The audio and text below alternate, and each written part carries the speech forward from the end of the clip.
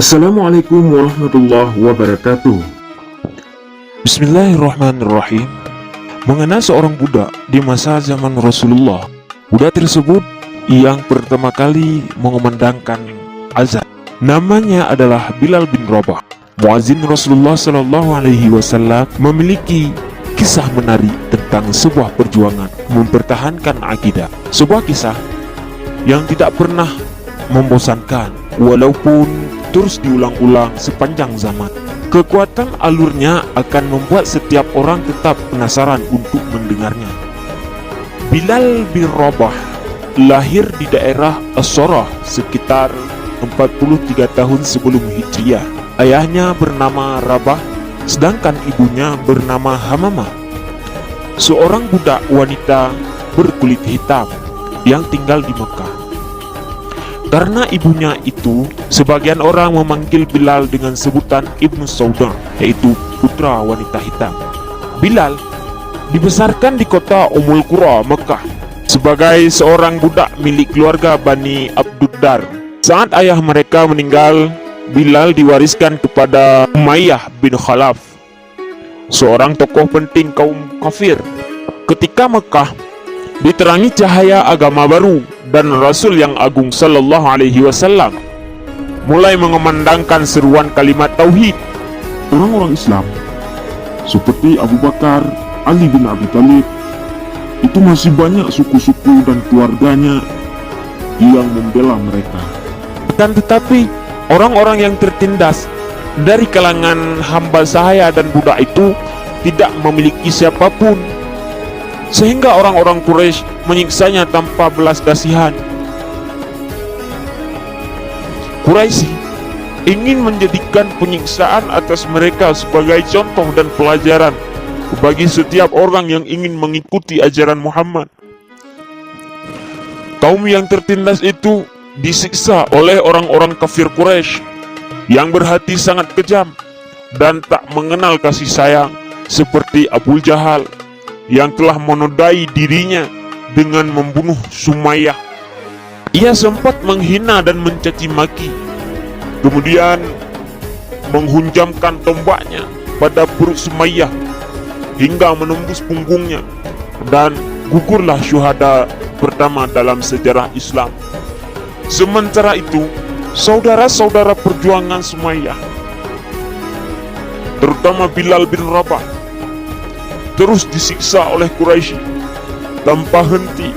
Biasanya apabila matahari tepat di atas ubun-ubun dan padang pasir Mekah berubah menjadi perapian yang begitu menyengat, orang-orang Quraisy itu mulai membuka pakaiannya orang-orang Islam yang tertindas itu, lalu memakaikan baju besi pada mereka dan membiarkan mereka terbakar oleh sengatan matahari yang terasa semakin terik.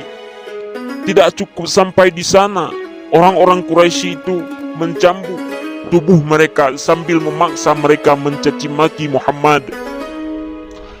Adakala saat siksaan terasa begitu berat dan kekuatan tubuh orang-orang Islam yang tertindas itu semakin lemah untuk menahannya, mereka mengikuti kemauan orang-orang Quraisy yang menyiksa mereka secara lahir, sementara hatinya tetap pasrah kepada Allah dan Rasulnya, kecuali Bilal. Semoga Allah meridainya. Baginya penderitaan itu masih terasa terlalu ringan jika dibandingkan dengan kecintaannya kepada Allah dan perjuangannya di jalannya.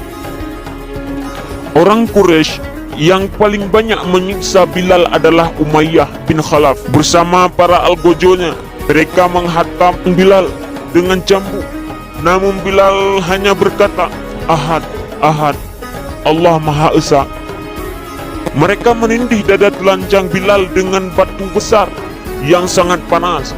Bilal pun hanya berkata, "Ahad, Ahad." Mereka semakin meningkatkan penyiksaan, namun Bilal tetap mengatakan, "Ahad, Ahad." Mereka memaksa Bilal agar memuji Lata dan Uzza, tapi Bilal justru memuji nama Allah dan Rasulnya. Mereka terus memaksa, "Ikutilah yang kami katakan, Bilal menjawab, "Lidahku tidak bisa mengatakannya." Jawaban ini membuat siksaan mereka semakin hebat dan keras. Apabila merasa lelah dan bosan menyiksa sang tiran, Umayyah bin Khalaf mengikat leher Bilal dengan tali yang kasar, lalu menyerahkannya kepada sejumlah orang-orang yang tak berbudi dan anak-anak agar menariknya di jalanan dan menyeretnya di sepanjang Abtah Mekah. Sementara itu Bilal menikmati siksaan yang diterimanya karena membela ajaran Allah dan Rasulnya. Ia terus mengumandangkan pernyataan agungnya, Ahad, Ahad, Ahad, Ahad. Ia terus mengulang-ulang tanpa merasa bosan dan lelah. Suatu ketika Abu Bakar radhiyallahu anhu mengajukan penawaran kepada Umayyah bin Khalaf untuk membeli Bilal darinya. Umayyah menaikkan harga berlipat ganda. Ia mengira Abu Bakar tidak akan mau membayarnya. Tapi ternyata Abu Bakar setuju, walaupun harus mengeluarkan 9 uqiyah emas. Seusai transaksi, Umayyah berkata kepada Abu Bakar, "Sebenarnya kalau engkau menawarkan sampai 1 uqiyah pun, maka aku tidak akan ragu untuk menjualnya." Abu Bakar pun membalas, "Seandainya engkau memberi tawaran sampai 100 uqiyah pun, maka aku tidak akan ragu untuk membelinya." Ketika Abu Bakar memberitahu Rasulullah SAW bahwa ia telah membeli sekaligus menyelamatkan Bilal dari cengkraman para penyiksaannya, Rasulullah SAW berkata kepada Abu Bakar, "Kalau begitu biarkan aku bersekutu denganmu untuk membayarnya, wahai Abu Bakar." Abu Bakar As-Siddiq radhiyallahu anhu menjawab, "Aku telah memerdekakannya, wahai Rasulullah." Setelah Rasulullah SAW mengizinkan sahabat-sahabatnya untuk hijrah ke Madinah, mereka segera berhijrah, termasuk Bilal radhiyallahu anhu. Setibanya di Madinah, Bilal tinggal satu rumah dengan Abu Bakar dan Amir bin Fir.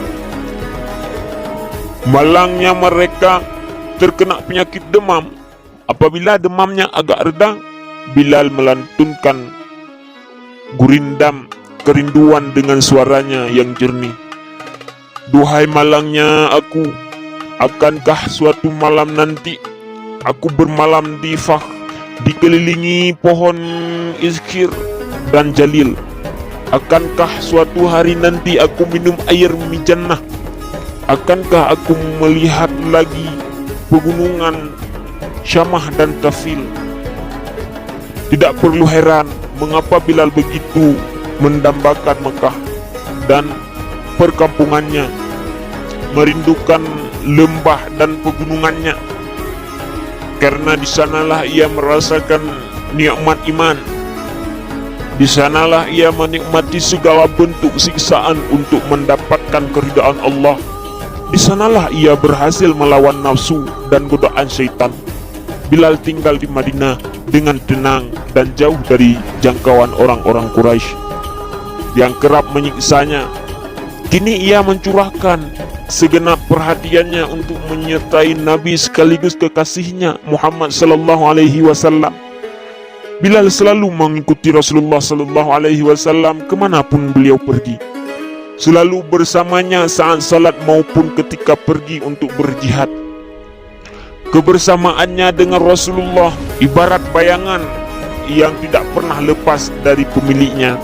Ketika Rasulullah SAW membangun Masjid Nabawi di Madinah dan menetapkan azan, maka Bilal ditunjukkan sebagai orang pertama yang mengumandangkan azan, yaitu muazzin dalam sejarah Islam.